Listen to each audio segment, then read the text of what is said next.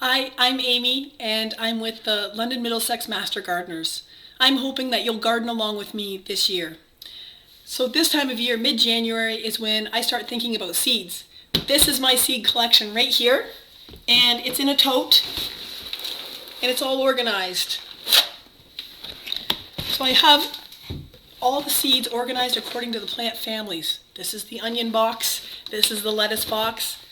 So organizing your seeds is important so you can find the seeds easily when you're planting. Then within each box I've got a mix of seed that I've saved as well as seed from seed companies. So there's a lot of seeds here.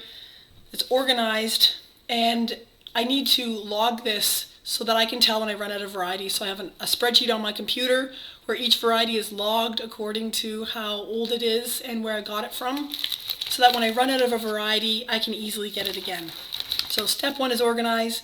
Step two, determining what you need. This becomes easy if you have some kind of table where you've got all your varieties listed.